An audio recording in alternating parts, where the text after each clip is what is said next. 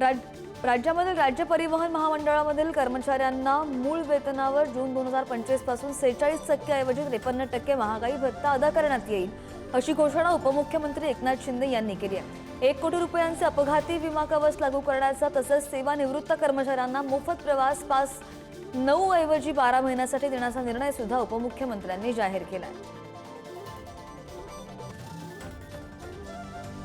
केंद्राच्या धर्तीवर महाराष्ट्रामध्ये सुद्धा अनुसूचित जमाती आयोगाची स्थापना करण्यास मंत्रिमंडळाने मंजुरी दिलेली आहे।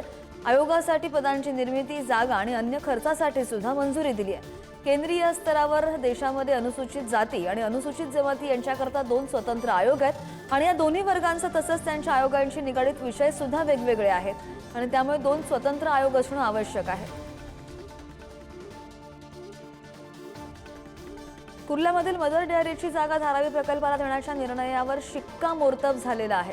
राज्य मंत्रिमंडळाच्या बैठकीमध्ये हा निर्णय घेण्यात आलाय। कुर्ल्यामधील जवळपास 8.5 हेक्टर जागा धारावी पुनर्विकासाला देण्यात आलेली आहे, तर धारावी प्रकल्पाच्या नावाखाली अदानी समूहाला ही जागा देऊ नये यासाठी खासदार वर्षा गायकवाड यांच्यासह स्थानिकांनी आंदोलन केलं। मात्र या विरोधाला डावलून राज्य सरकारने सदर डेअरीची जागा अदानी समूहाला देऊ केली आहे।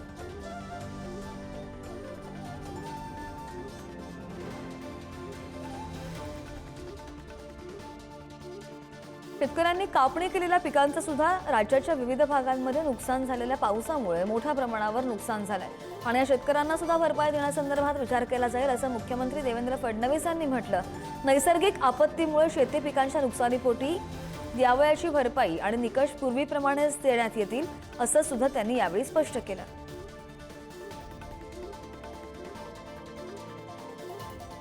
राज्य सरकारी सेवेमधील 2,500 महिलांनी मुख्यमंत्री माझी लाडकी बहीण योजनेचा लाभ घेतल्याचं उघडकीस आलं आणि त्यानंतर आता 8,82,500 महिलांनी चुकीच्या मार्गाने नमो शेतकरी सन्मान योजनेचा लाभ घेतल्याची चर्चा सुरू झाली आहे।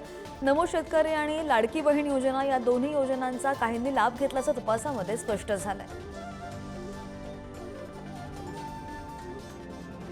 विरोधी पक्षांच्या इंडिया आघाडीची महत्त्वाची बैठक दिल्लीमध्ये मंगळवारी पार पडली आणि या बैठकीला राष्ट्रवादी काँग्रेस शरद पवार गटाची अनुपस्थिती होती। राष्ट्रवादी काँग्रेसच्या दोन्ही गटांच्या विलीनीकरणाच्या चर्चा राजकीय वर्तुळामध्ये सुरू असताना ही बैठक पार पडली आहे आणि त्यामुळे राजकीय वर्तुळामध्ये चांगलीच खळबळ उडाली।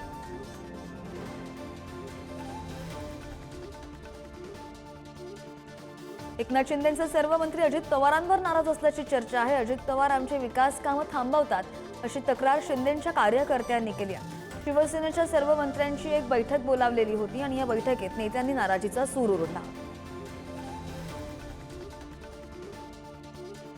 परभणीमध्ये शरद पवारांना मोठा धक्का बसण्याची शक्यता। आमदार बाबाजानी दुर्राणी अजित पवारांच्या उपस्थितीमध्ये राष्ट्रवादीमध्ये पक्षप्रवेश करणार आहेत। एसआयटी चौकशी होणार असल्याने दुर्राणी यांनी हा निर्णय घेतल्याची चर्चा आहे। कार्यकर्ता मेळावा घेत त्यांनी हा निर्णय जाहीर केलाय।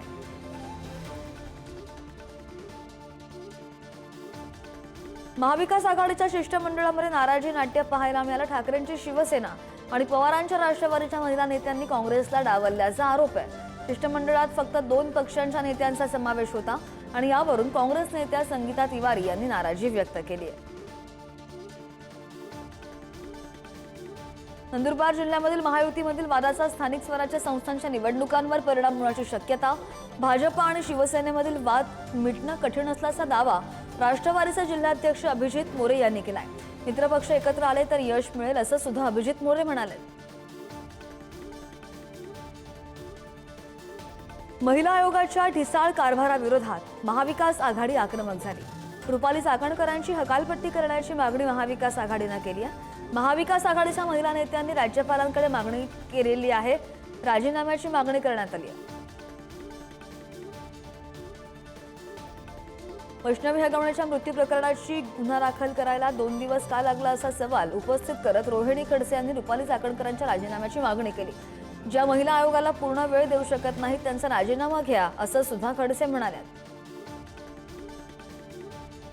नीलम गोरे सातत्याने आव आणतात की आम्ही भरपूर महिलांची कामं करतो, मात्र त्या फक्त स्वतःचं भलं पाहतात असा आरोप यशोमती ठाकूर यांनी केलाय। काही दिवस एखादं प्रकरण गाजतं, नंतर ते सर्वजण विसरून जातात आणि महिलांचे प्रश्न कायम तसेच राहतात असं सुद्धा यशोमती ठाकूर म्हणाल्या। महिला आयोगावर टीका केल्याशिवाय यांची बातमी होत नाही। महाविकास आघाडीच्या विरोधाला उत्तर देताना चाकणकरांनी ही टीका केली आहे. महिलांचे प्रश्न सोडवण्यासाठी एकत्र आलं पाहिजे असं सुद्धा चाकणकर म्हणाल्या. बीडमध्ये 800 ऊसतोड महिला कामगारांच्या गर्भपिशव्या काढण्यात आल्या. महिला आयोग झोपला आहे का असा संतप्त सवाल काँग्रेस नेता यशोमती ठाकूर यांनी उपस्थित केला. ऊसतोड कामगारांच्या समस्येकडे विशेष लक्ष केंद्रित केलं पाहिजे असं सुद्धा मागणी करत त्यांनी म्हटलं. आमदार महेंद्र दळवी यांनी राष्ट्रवादीचे प्रवक्ते आनंद परांजपे यांचा चांगला समाचार घेतला. कोण आनंद परांजपे असा सवाल करत त्यांनी परांजपेंवर हल्लाबोल केलाय आणि आम्हाला त्यांचा पूर्व इतिहास माहीत आहे असं सुद्धा दळवी म्हणाले. महेंद्र थोरवे रायगडचे वाल्मिक कराड असल्याचा आरोप राष्ट्रवादीचे नेते सुधाकर खारे यांनी केलाय. थोरवे दादागिरी आणि गुंडगिरी करतात असा आरोप सुद्धा त्यांनी केलाय. थोरवे यांनी राष्ट्रवादीच्या प्रदेशाध्यक्ष सुनील तटकरे यांच्यावर जोरदार टीका केली होती. भाजपचे आमदार गोपीचंद पडळकरांची बारामती न्यायालयानं निर्दोष मुक्तता केली आहे. 2020 मध्ये कोरोनाच्या काळात शरद पवार म्हणजेच महाराष्ट्राला झालेला कोरोना आहे असं वक्तव्य पडळकरांनी केलेलं होतं आणि त्यावेळी शरद पवारांच्या राष्ट्रवादीचे अमर धुमाळ यांनी पडळकरांविरोधात गुन्हा दाखल केलेला होता.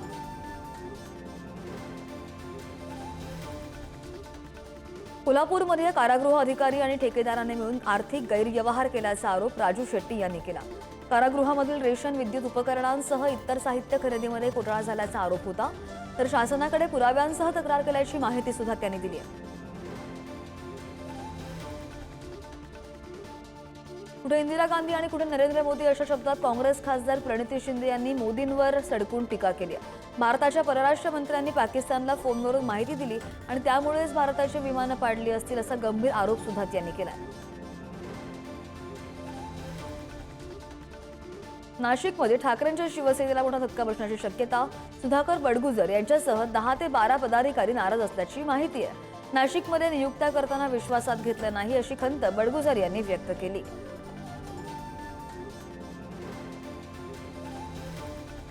ठाणे शहरातील काही भागांमध्ये आज पाणी पुरवठा बंद असेल. टेमघर जलशुद्धीकरण केंद्रामध्ये अत्यावश्यक देखभालीची कामं करण्यात येणार आहेत आणि याच कामासाठी पाणी पुरवठा बंद असेल. पुढील 1 ते 2 दिवस कमी दाबाने पाणी पुरवठा होईल. आज सकाळी 9 वाजल्यापासून रात्री 9 वाजेपर्यंत 12 तासांसाठी पाणी पुरवठा बंद असेल.